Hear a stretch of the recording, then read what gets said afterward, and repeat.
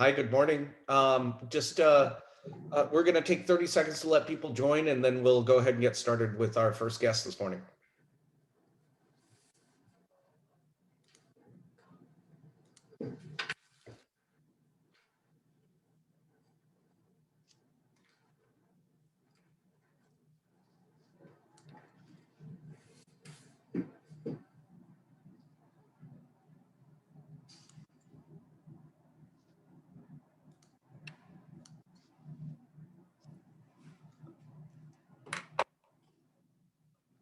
All right, well, I'll get started with some housekeeping this morning. Thank you everyone for joining us this morning. We have a great program with hosting two candidates for Lieutenant Governor back-to-back this morning. And for those who don't know me, I'm Milan Dalal. I'm on the board of the Democratic Business Council of Northern Virginia, also known as DemBiz. For those who are unfamiliar with our organization, we're an organization that's dedicated to helping foster a conversation between Democratic candidates and officials in Virginia and the Commonwealth's business community. I want to thank our sponsors, benefactors this morning: Carlos Del Toro, Tom Greason, Lawana Rasoul, Montez Anderson, Lori McNamara, Michael Cook, and Chris King. This is one of a series of candidate conversations that we're hosting over the course of the year. For those who have been members of DemBiz, we've had a great opportunity to host a number of leaders across the Democratic spectrum over the last several years at DemBiz. Over the last year, virtually, and we hope to be able to get back to some semblance of normalcy in the not too far distant future, and hopefully be able to see everyone in person.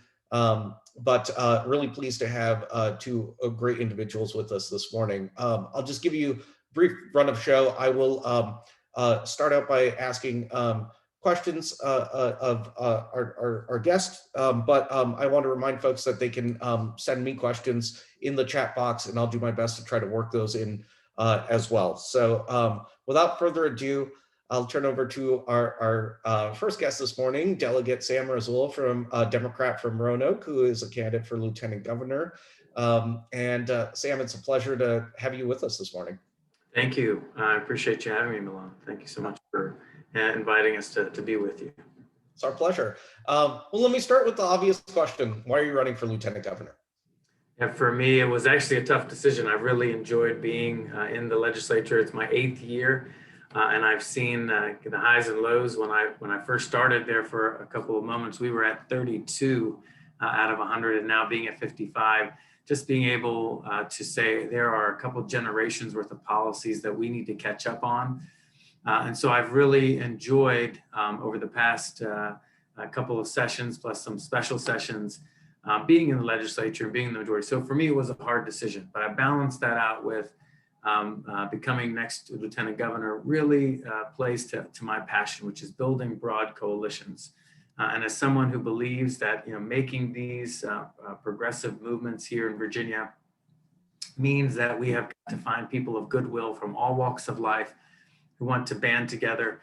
This is something that's been important to me. As a member of the Virginia Legislative Black Caucus and a member of the Virginia Legislative Rural Caucus, the one thing that's brought us together in many respects is equity, and pushing for equity, whether it is through criminal justice reform, equity in education, and those values really need to be front and center. And so too often we feel like we're siloed, either geographically in different spots or fighting for certain issues. But the reality is, I think that there's broad consensus to be able to come together around a certain set of values. And for me, as a religious and ethnic minority elected out here in the western part of the state, it was always about building those coalitions. This is the place I grew up in. And so I think making that connection, making sure that as we move forward, we can let everyone across Virginia know that we are thinking of them. That's important, whether it's the struggles in the only majority minority county in Prince William County, or it's trying to get broadband down in deep Southwest Virginia, or in the tobacco revitalization area in South Side and the Petersburg. Now, there's a lot of work to do. So as your next Lieutenant Governor, Not only do I hope to be a voice for us all in the Senate, work together with our team members in the General Assembly, work with the incoming governor, whoever he or she may be, to try to bring in a rural perspective, bring in a perspective around social and emotional development and education, around the environment, things that I've been passionate around, but also do some of this building, party building that I think needs to be done to say, how can we make sure that all parts of Virginia know that we are a true voice for them as a party and moving forward. And to me, it's about building that link. Wonderful, thank you. And as a corollary to this, Gene Rossi, who's a member of DemBiz, asked, what event or events in your personal life caused you to enter public service? You know, growing up, my background's in business. I graduated with an MBA with a focus in international business, and that was always, you know, my passion after I graduated. My background is as chief financial officer, chief operating officer, and nonprofit healthcare. And one day, I woke up after the 2006 elections, and you remember when Nancy Pelosi became the speaker the first time around. And I had seen the backlash that people had from the past 6 years of that presidency, but then, you know, just kind of pushing back against so much that had happened even for the past 15 years before that point. And I began looking into things and said, man, why hasn't my congressman been challenged in nearly a decade? And so I decided at that point that I was going to set out on a trek to run for the U.S. House of Representatives.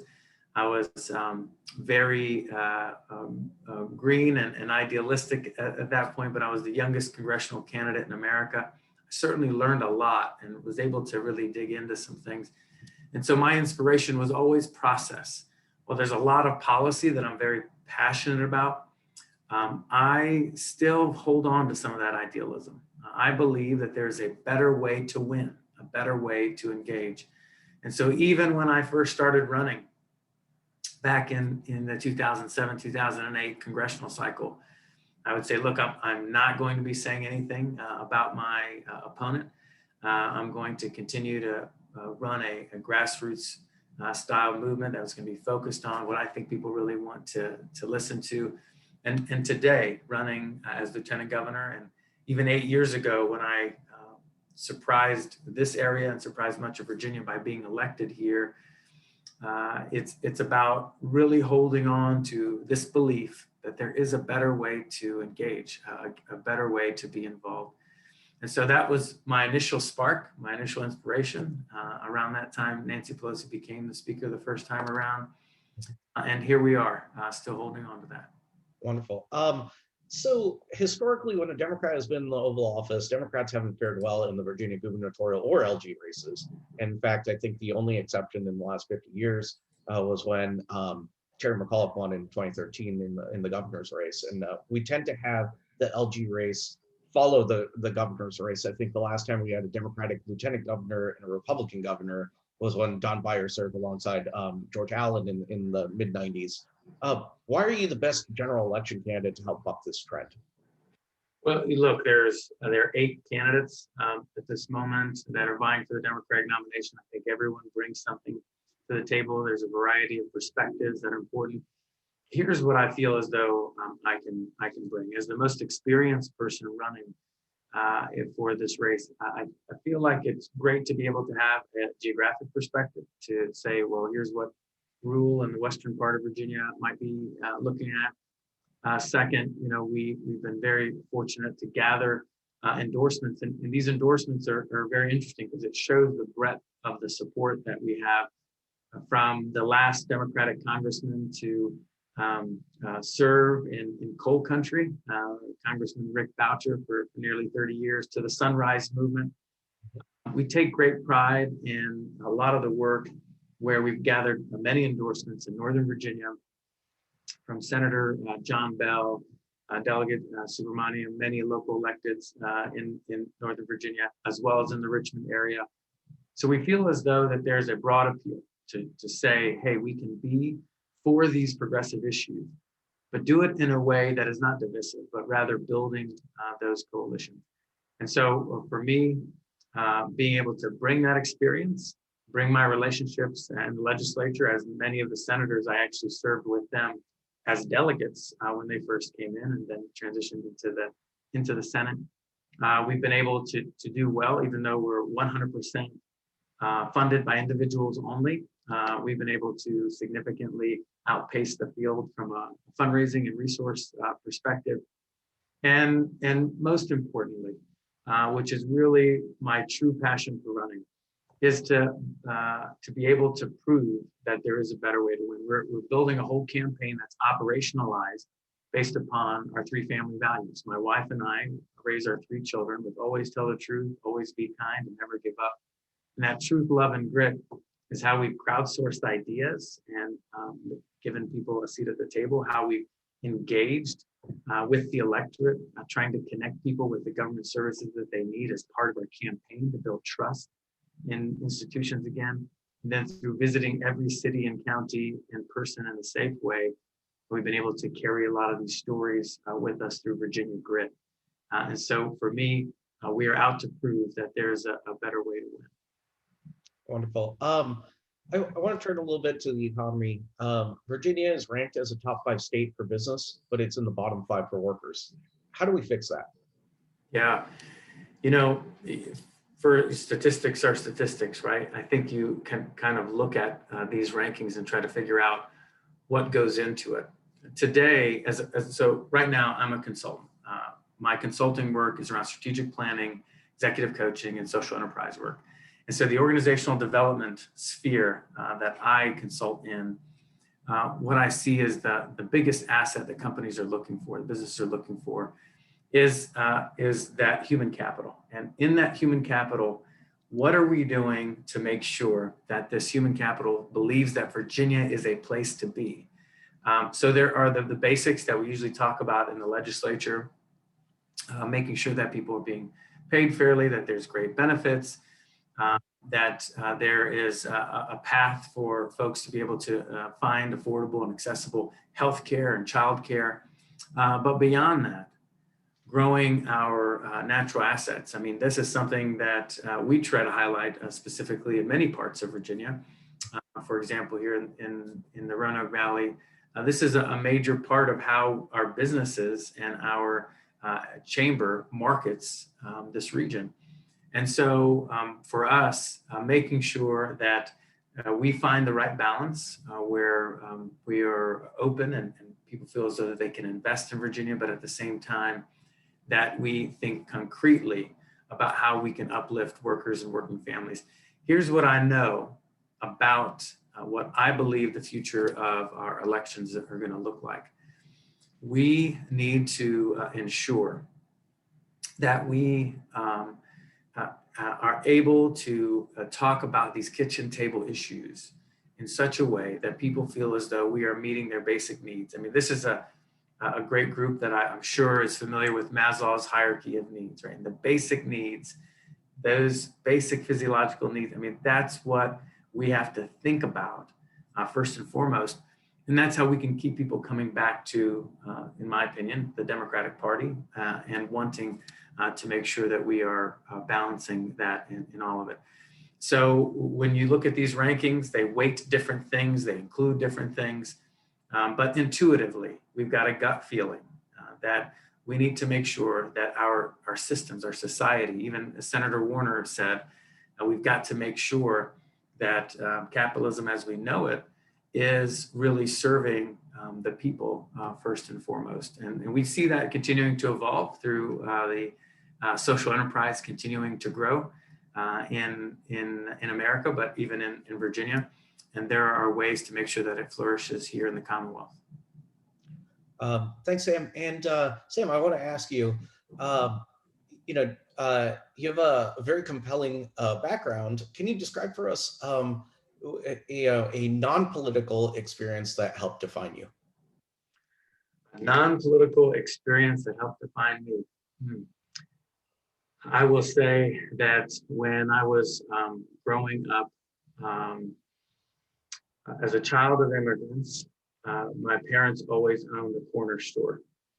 And I remember at the age of 5, my dad would grab a milk crate and he would set the milk crate right in front of the register. And as people started coming in, he would just start telling me to push the buttons. And boy, did I learn some basic math pretty quickly. But when I look back on it, politics is really a people business. I mean, I loved working from the age of 5, and then as soon as I turned 15, I was working 2 jobs through high school and college. And I remember working in the store, my parents' corner store, and it was really a hub of so much community activity. I mean, we were the original payday loan. People would come into our store, 0 interest loans, and we'd have a notebook, just like this notebook that I got over here. We would have this notebook you can't see, but we would flip it open, and each person would have their page, and we would write down, hey, Ralph, my dad's name, hey, Ralph or Sam, hey, I need to get some groceries until Friday, till payday. We would just write the total down, and then they would come in on Friday. They would pay. You know why they would come back and pay? Because they wanted to have that open line of credit in perpetuity. And so we were there for folks in black, white, brown, no matter who came in, rich or poor. You learned to relate to folks. And so as I look back, a very formative part for me was, growing up in that convenience store, because it really helped me a little bit with my math skills, but it really helped me to relate to people. Thank you. Sam, what would be your number 1 priority if elected to office? For me, a top priority would be making sure that we continue down this path of really trying to build a new way of engagement. I see the past 4 or 5 years as a wake-up call. And I'm so glad that the Biden-Harris ticket has really done a great job right out of the gate, setting the tone for what can happen when we've got solid leadership right at the top. The question is how did we get to 2016 to begin with? And to make sure that we never go back there. And so while we've turned the page and we have put this stopgap in place, I think all of us know as the political pendulum swings that we certainly cannot be complacent as we move forward. And to me, the only path that is sustainable is not to just think that this pendulum will continue to swing, but that we take matters into our own hands and dig down deep using new age relational organizing. And so as Lieutenant Governor, many of you know, it's a part-time job. The full-time portion for me is doing the party building, doing this work just to prove that the Commonwealth, that these institutions are really working for folks. In a couple of ways that we have done that, just as delegate, we instituted a You Write the Bill program years ago where we brought in folks and we actually taught them how bills are written, got people in groups, drafted bills, even pieces of legislation were passed. Building trust in institutions. We started the Impact Center, where we trained over 2,000 organizers over the past 4 years in 70 different trainings, showing people that there's a better way to win utilizing neuroscience, moral psychology. This is how you party build. Because if we really care, I know this group really cares about policy. If you really care about sustaining reasonable, progressive policy moving forward, of course, it's not about the good ideas and policy. It's about the political will to get it done. And we have to make sure that we sustain, while we won by over 10 points in the Biden-Harris election, which is great. And while Republicans haven't won statewide since 2009, the reality is that we have a lot of work to do as we want to make sure that pieces of our coalition stay together. So while, of course, many of you know me as a policy wonk, and I sit on more committees and subcommittees than any person in the General Assembly, I love getting into the weeds and details, and I'll continue to have that passion. What I'm really wanting to make sure is that we challenge ourselves a little bit as a party and ensure that we continue with strong majorities into the future. I'm going to turn now to another membership question. This question is from Randy Flightman. He says, Sam, I've been very impressed with your presentations on the green economy. Don't you think you can do more for progressive legislation in the assembly than as lieutenant governor? Yeah, again, there's a trade-off there for sure. That was part of what I thought through.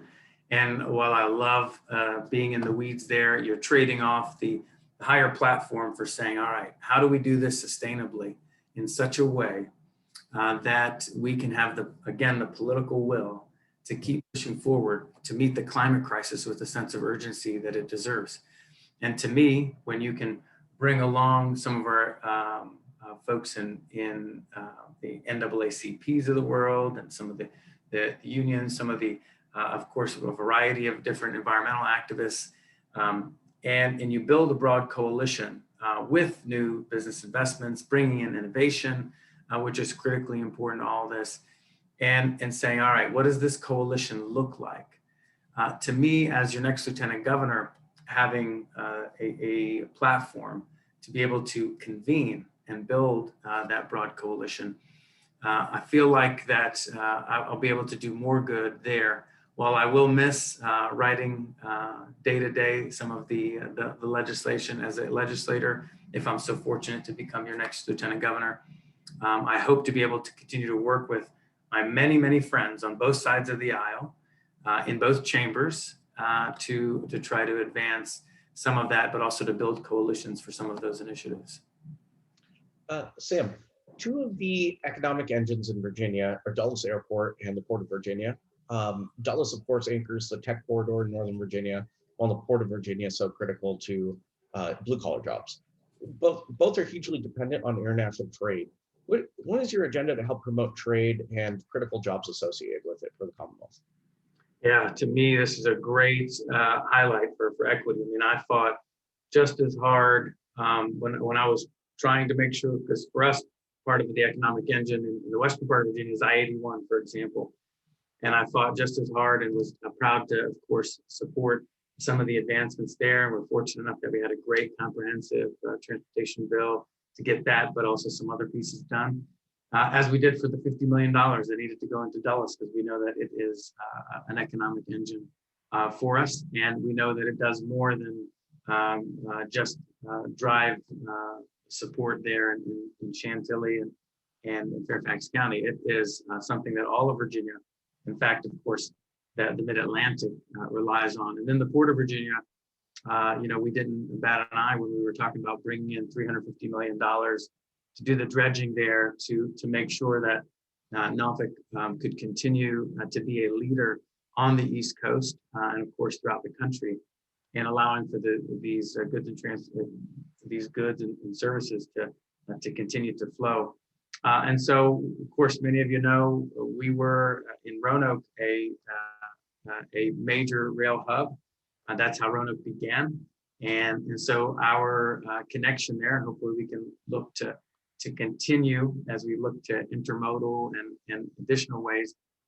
We believe that we're the gateway. There's a crescent down here that goes down into Alabama and beyond.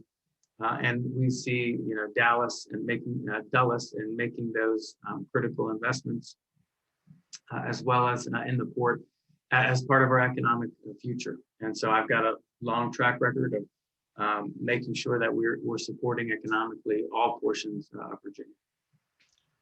Thank you for that. I'm going to remind folks that you can text me or chat me questions in the chat box here on Zoom. I'm going to try to work in maybe a couple additional questions before we hit the half-hour mark. An additional question from Patrick Malloy. I like your comment following up on what Senator Warner has been saying, that we need a capitalism that better serves the interests of our society, not just shareholders. Patrick, your question dropped out there. It says, do you have, I'm going to assume, I'm going to finish this question for him. Do you have a specific plan, towards how we can transition to a stakeholder capitalism? Yeah. So the way I always approach this and what I do in my consulting work is, about 20, 25 years ago, we began to, as a society, emphasize, what we call corporate social responsibility. And usually corporate social responsibility is typically referred to as a below the line expense, right? So revenues, expenses, profit that's left over, let's cut a check for some CSR. But really, society and consumers have evolved past traditional corporate social responsibility. It really doesn't do that much for your brand moving forward. What consumers, workers, and many stakeholders are looking for is a new concept called creating shared value. And many industries and many larger entities, Nestle and many others, are looking at creating shared value as a new concept. In other words, how do my core business functions help to alleviate societal woes as part of my business, as part of the work that I do? And right now, as we begin to reimagine industries, reimagine businesses, this is something that we can be integrating deeper and deeper. And of course, as a Commonwealth, incentivizing. What should we be doing here to create shared value in all of its forms? Give you a great quick example, the local car dealerships, right? Many of you have seen car ads for the local car dealership and how much money that is spent there. And those are, marginally impactful. But imagine if the local car dealership said, hey, I'm going to cut my marketing budget in half. And a problem that I have is trying to get people to work in my area. And so they sponsored a fleet of vans and worked with local transit authorities to try and to say, hey, how can we get people? We're in the transportation business, not just in the selling cars business. How can we get people to and from work so we can elevate their lives? I think as a consumer, that's the place I want to go and buy a car. That's called creating shared value. And to me, this is the future of business, and this is the evolution that Senator Warner, in part, was referring to, and hopefully we can continue down that path. I think I'm going to do one more question while we wait for our next candidate. Sam, you touched on this a little bit a couple times and talked about racial equity and the importance of it. We of course had a very contentious debate that played out nationally after President Trump stoked discord with his support for racist marching in Charlottesville in 2017. Virginia then began a very important conversation about removing statues and memorials that honor the Confederacy, many of which, were put up years or decades after the end of the Civil War. Many of those memorials still exist across the Commonwealth, and they negatively impact the image of Virginia. If elected Lieutenant Governor, do you have a plan on how to address these contentious symbols? Yeah, absolutely. We need to be able to write this history. So the best way to approach it for me has always been to kind of go back in history and understand that General Robert E. Lee himself would be appalled that these remembrances of civil strife still exist. He was adamantly against any, as a historian himself, he saw that historically anything that reminded society of civil strife, civil war, was a detriment to that society moving forward. And of course, those remembrances did not pop up immediately after the Civil War. They came through during the civil rights, during the Jim Crow era. And we can be inspired that in Virginia, for a brief period of time, we had a different party. Let's call it a third party, the Readjuster Party, which was in control, had the governorship, the General Assembly from around 1879 to 1883. This was a biracial party with many different people coming together saying, we need to usher in public education, voting rights, etc. And so when we appreciate that history, when we can discuss it that way, as opposed to, you are evil and you're either on this side or that side, then maybe we provide the right kind of context to folks, and they say, well, that makes sense. While, you might have Robert E. Lee in a history book or in a, museum somewhere, we need to be focusing on how we progress as a society And we should even heed his words in this context and make sure that we remove these vestiges and allow for our society to heal and move on. Sam, thank you very much for joining us this morning. Really appreciate it. Sam Rasoul is, of course, a candidate for Lieutenant Governor, the Democratic primary in Virginia. Thank you, and we look forward to staying in touch with you.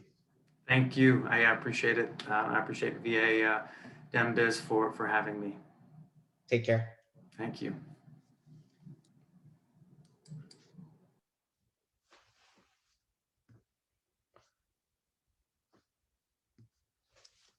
Good morning.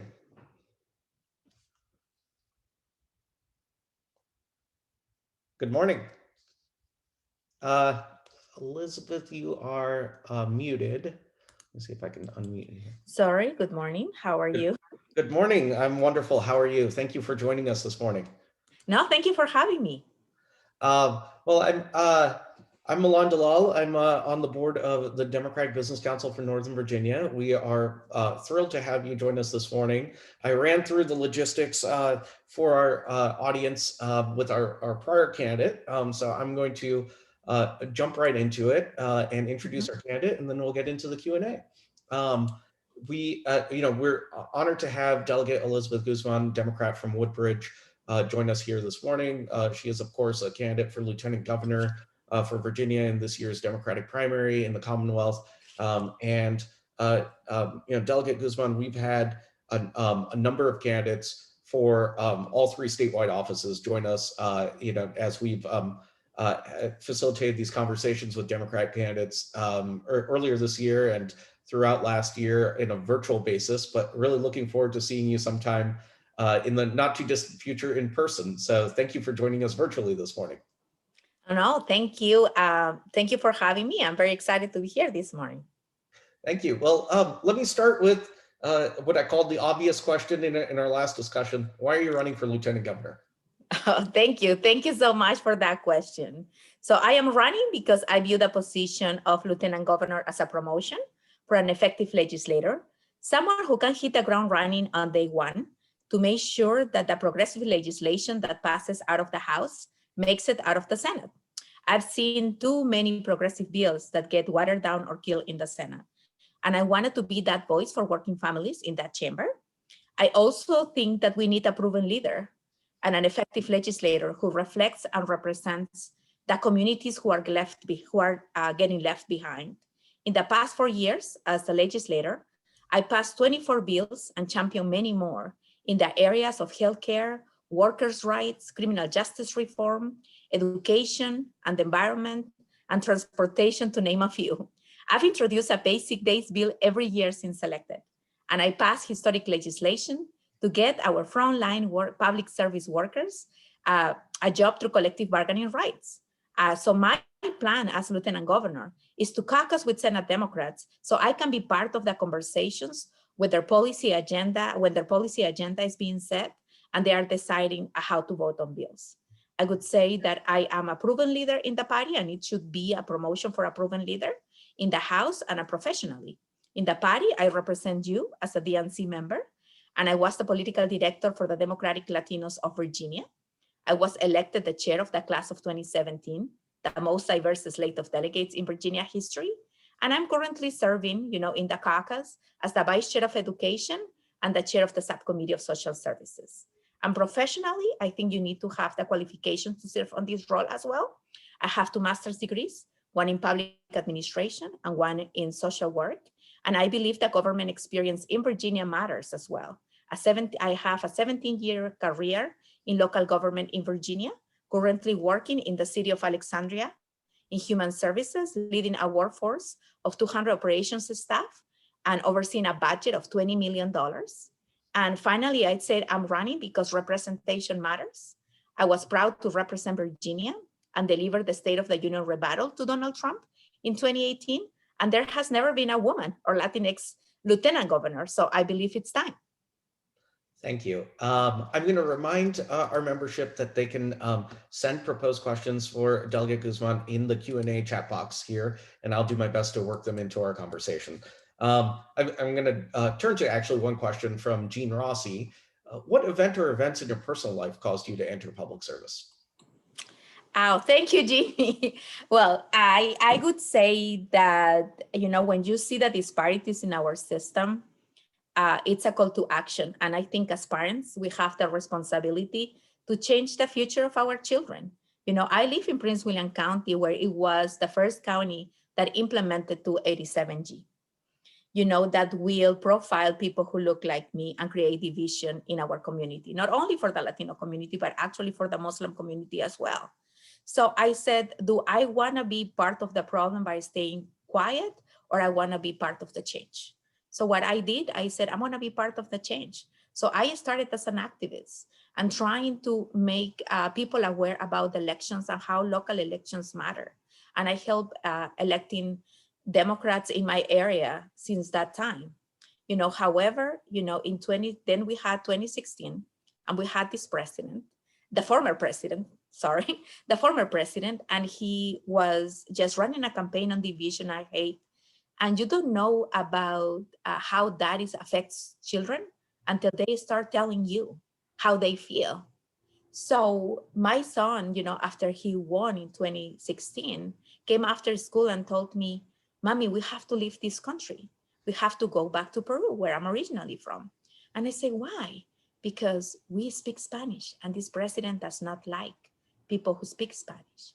So I think with that is a call to action as a parent, and said, I have to change the future of the children, like mine. So they believe that they could achieve anything they want in this Commonwealth. And it doesn't matter if they are brown or their last name is Guzman, that they are Americans and they should be treated as such. So with that, you know, I ran a historic campaign, and I was elected as the first Latina immigrant in the Virginia Assembly, where I defeated a 16-year incumbent, the chair of Militia, Public Safety, and Police. And I changed, I flipped my seat red to blue after 26 years by engaging communities that were not engaged before, like new voters, immigrants, rural voters, because I represent Fauquier County, that is more red and rural. So I know what it's like to campaign in those areas as well. Wonderful. Well, I suspect the next question I'm going to ask you leads into the end of your response just now. But historically, when we've had a Democrat as president, Democrats at the state level haven't fared very well in the gubernatorial or lieutenant governor races. You know, I think the only Democrat in the last 50 years who sort of bucked that trend was Terry McAuliffe when he won in 2013 while President Obama was in office. We tend to have the lieutenant governor's race follow the governor's race. And the last time we had a split where we had a Democrat serving as lieutenant governor with a Republican governor was with Don Beyer and George Allen in the mid 90s. Why are you the best general election candidate to help buck this historical trend? Thank you, Milan. That's a very good question, and it's very important. You know, I would start by saying that I represent a district that includes both Prince William County, which is the only majority minority county in the Commonwealth, and Fauquier County, which is more red and rural.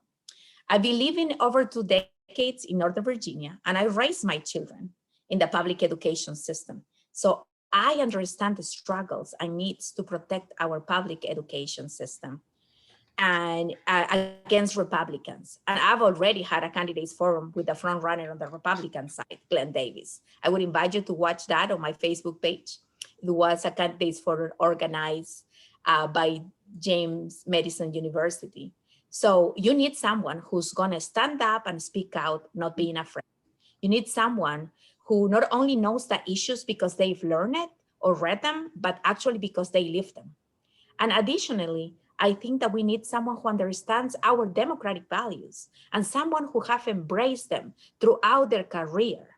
In my time in the General Assembly, I've served as the Vice Chair of Education Committee, and I was named the Legislator of the Year by the Virginia Education Association, which represents 40,000 teachers and support staff.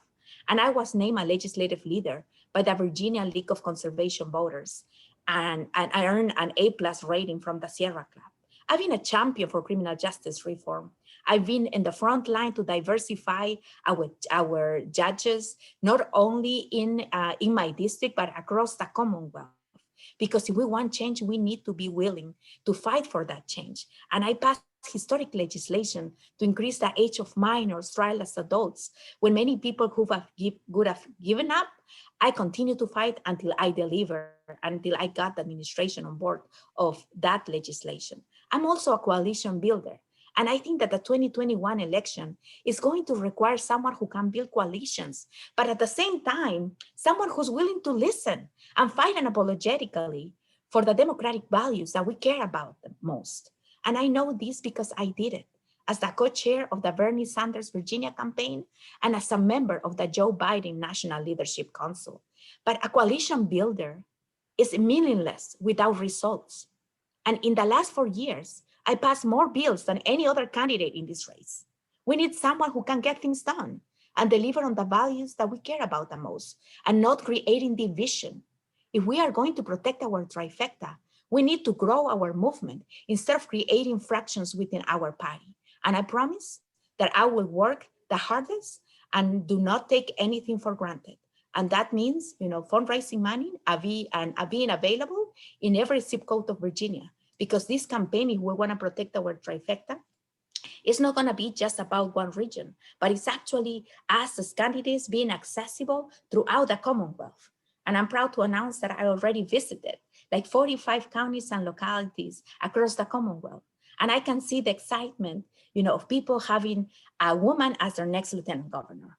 So I think that I can get it done. Elizabeth, what would be your number one priority if elected to office? I think my number one priority is going to be an active caucus member with the Senate.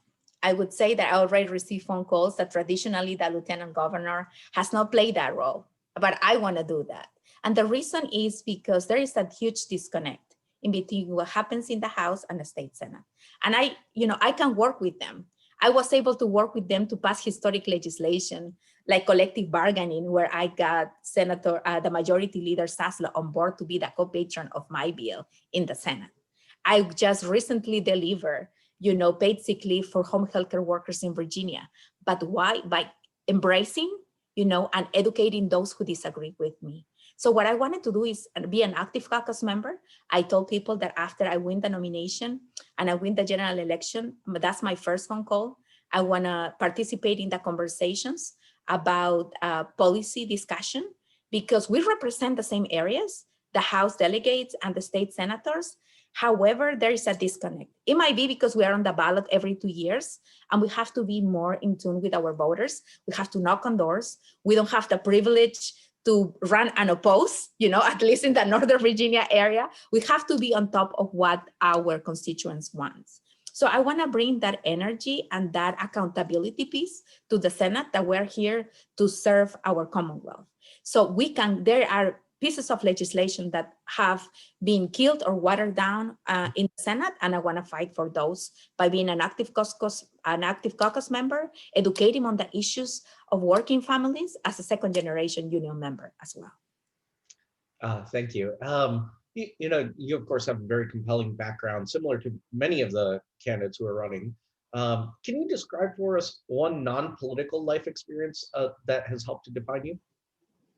Sure. I think that as a woman of color, I have to struggle myself and probably had to work twice as hard like any of my counterparts in order to be where I'm today. But I think that I have accomplished it by not complaining or whining about it, but actually to strategize and see how can I overcome these situations. I don't want to say that you've been successful at everything went extremely well in my life, because I would be lying. But I know what it's like to be on the floor, pick up yourself and continue to fight. And I think one event is when you are in a job situation where you see you cannot get a promotion, and then you are like, because education has been blocking that promotion, you can be talented, you can have the skills, but then if you're working in government, sometimes you need to have the credentials in order to move up on yourself. So I had, either to cry or complain or fight. And I said, okay, so if I go to school and I accomplish my education while I'm raising my children and work full time, I'm gonna get there. And that's what I did. So my life has been about not giving up, but actually fighting and being able to demonstrate that we are as qualified as anybody else, regardless of the color of our skin or our gender. Thank you. I want to shift the conversation a little bit to the economy. Virginia is in the top 5 in terms of states for doing business. It's in the bottom 5 for workers. How do we fix that? Well, very good question, because we need to make Virginia number 1, not just for business, but also for working families. But what's good for workers is good for businesses. Good businesses take care of their employees. So we need to make Virginia more attractive for Virginia workers so that businesses will be able to hire good workers in every zip code. And I think this pandemic has shown us that it is possible. But to get there, like for example, we need access to the internet in every corner of Virginia. We don't want people to leave to go to other states with better laws for workers either. So we need to take care of our employees so your employees can take care of your business. But what is more powerful and innovative, as many of you know, is the value of employees, including your employees in the decision-making process. They not only feel engaged, but they feel like they belong to that organization.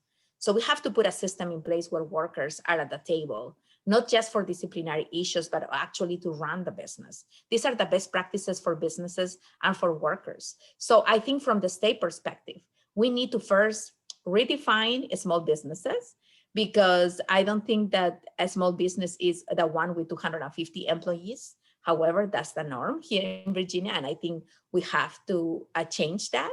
And everyone in Virginia, for example, it's a good practice to provide paid sick leave, 40 hours of paid time off in Virginia when there are 1.2 million Virginians without access to 1 day of time paid. And I know that's not the case for our democratic business owners, but there are organizations out there that were doing that. So we need, as a state, need to recognize that our workers matter. And we have to put systems in place so these people who are not appreciating or valuing their workforce, they have to do the right thing if they want to be in Virginia. When I was economic advisor to Senator Warner for many years, I spent a lot of time traveling around the state, talking to small businesses, talking to business leaders, but also government officials. I remember Maurice Jones, when he was Secretary of Trade and Commerce in the McAuliffe administration, telling me about how the twin economic engines of growth in Virginia were Dulles Airport and the Port of Virginia. Dulles, of course, anchoring the tech corridor in Northern Virginia. Port of Virginia is so critical for blue-collar jobs in Hampton Roads. Both are hugely dependent on international trade. What is your agenda to help promote trade and critical jobs associated with it? So I think that the first thing, and I had this conversation actually with one of the members a few weeks ago, I would like to boost the economy using our very own port, which is Norfolk. We don't have to be relying on Baltimore to handle our businesses. But if we invest in Norfolk, then we can take over everything that we are relying right now on Baltimore. So I would start with that. Then there are so many opportunities for people for outside of the Commonwealth and outside of the country, that businesses that are willing to invest and boost the economy in this Commonwealth as well. So I think we have to institute those practices as well. I think Maryland, for example, they have these sister projects with other countries and with other localities. So we have to do those as well in order not only to diversify, our business operations, but at the same time, we have to also being able to keep Virginia continue to create jobs. To your question about Dallas and about the airports that we have here in Virginia, I think we came from a place where nobody wanted to use those airports after 9/11. However, now we put systems in place that help boost the operations for those two airports. But now we have the pandemic and everything is down again.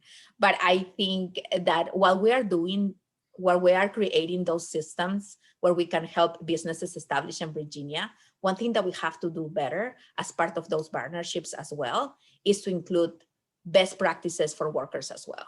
Because I could tell you that some of these airlines do not provide paid time off to their employees. And I have talked to those, spoken with those workers that they have told me that they've been working there for years and they don't get one day off. So we have to do that part as well. And to your prior question of how we move Virginia forward, also to a better place for workers. So we have to do both.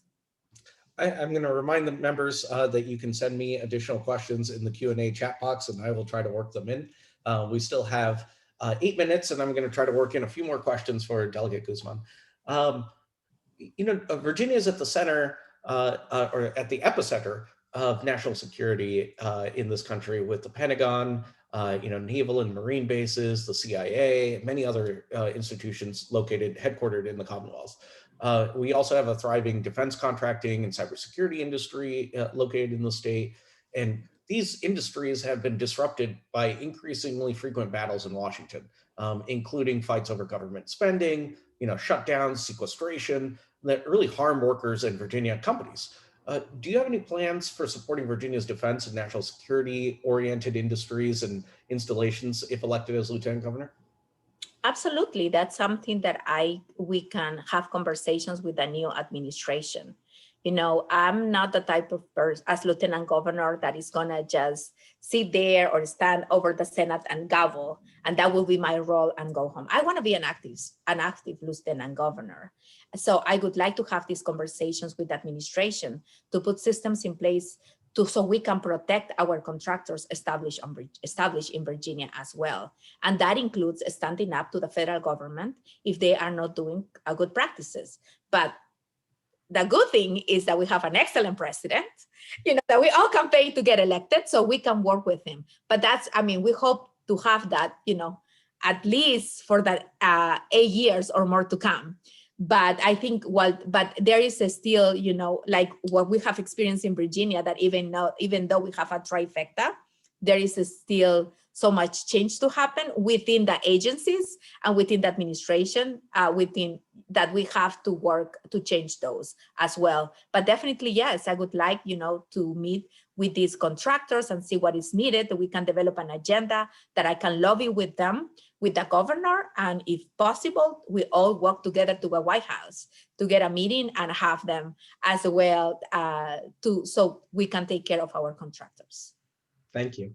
I want to go back to a question that we asked Delegate Rasoul as well, which is we had a very contentious debate play out nationally with Virginia at the center of it after President Trump stoked discord with support for racists marching in Charlottesville in 2017. After that, Virginia helped begin a very important conversation about removing statues and memorials that honor the Confederacy, many of which were erected decades after the end of the Civil War. Many of those memorials still exist across the Commonwealth, and they negatively impact the image of Virginia.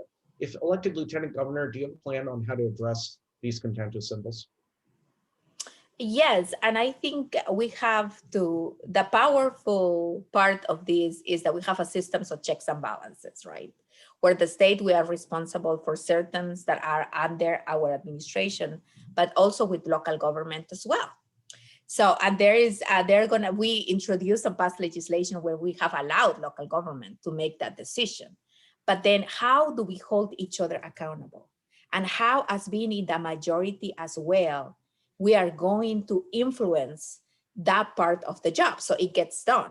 We have the will to get it done. We believe that in order for us to move forward, we have to leave these racist, practices and statuses that just take us back, to a place where we weren't happy, where racism existed.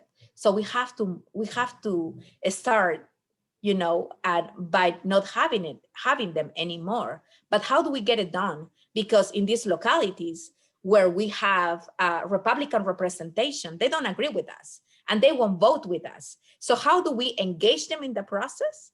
And what I love to do, again, I would like to use Fauquier County as an example because it's very red and rural. However, we get things done.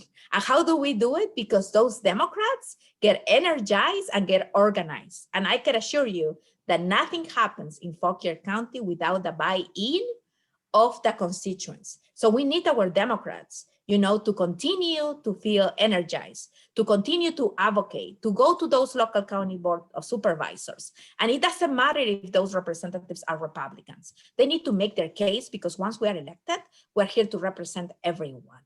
But to your question, I will support it.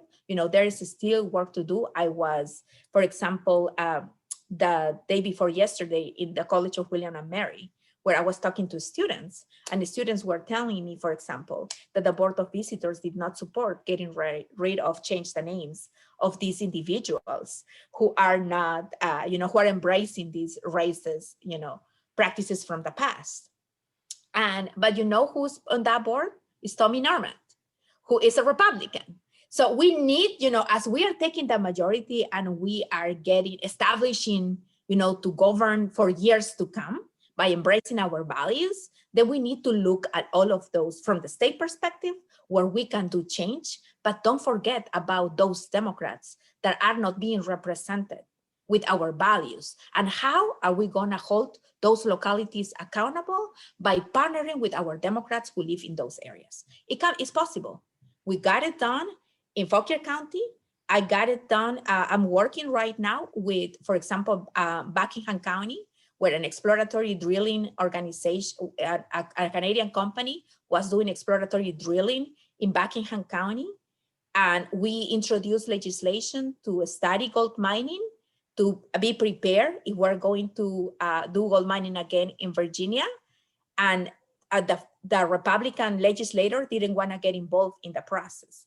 So my role was like, okay, you are not going to do it.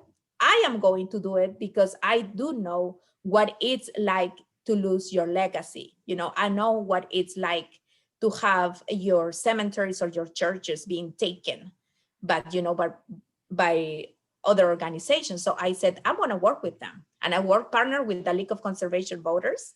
And at the end of the day, I passed the bill, and the Republican who was representing that area voted for the bill. So we have to do more of those, because these people who live in these areas, they want to still know that they are heard, that they have representation, and we have to be willing to take those fights. And now that issue was not unique to Buckingham County, because actually, if we bring back gold mining in Virginia, it's gonna, the gold pirate stretches from Appomattox County to Fairfax County, because that's along the James River. So it could have been a long-term problem for everyone in Virginia. But that's what we have to do with other issues as well as the one that you mentioned. I think we have time for one last question. I'm going to adapt a question that Randy Flightman asked earlier. You mentioned, you referenced, your work with Sierra Club and the League of Conservation Voters. Do you have an agenda on how we can help stimulate the green economy and clean energy in Virginia if you're elected as Lieutenant Governor? Absolutely. The first thing that we have to do is have a conversation where stakeholders have a voice at the table, but actually do not lead the process. Number one, we cannot allow, the stakeholders that are going to be held accountable through this process to take a lead on the process and write the legislation that we want to change. So I think if we're going to do that, I think we made great progress by passing the Virginia Clean Economy Act, and I was proud to cast my vote against it, because sometimes change takes time and it cannot be done overnight, but we're going to use that to build on that. So I think that our job now is that we said through that act that we will have 100% renewables by 2035. But I think that now that we are in charge and we have a trifecta and we need to put it to work with accountability, with a conversation with the stakeholders, we need to have conversations sooner rather than later. And there is a way, to have a green economy with good paying jobs. They are not mutually exclusive. It's possible, but in order to get it done, we need to have different stakeholders that are going to be affected through the system in that conversation so we can work together and build a coalition to get it done. Wonderful. Elizabeth Guzman, thank you so much for joining us this morning to talk to us about your candidacy for Lieutenant Governor. And thank you to our membership for joining us as well for the full hour. I just wanted put in one last plug. If you're not a member of DemBiz, I encourage you to go to our website, dembiz.org. We have had the privilege of hosting many of the candidates who are running statewide this year for similar conversations. We really appreciate you taking the time to meet with us this morning, and best of luck. Thank you, Milan. Thank you for having me this morning. I look forward to seeing you in person really soon. And I would invite you to join, I would invite the viewers to join our team, that if you wanted to build something that's never been built before, which is to create a coalition of Democrats, seniors, young people, immigrants, people of color, to join this historic campaign by visiting our webpage, www.listforlg.com. Thank you so much. Thank you. Have a great day. Thank you, you too.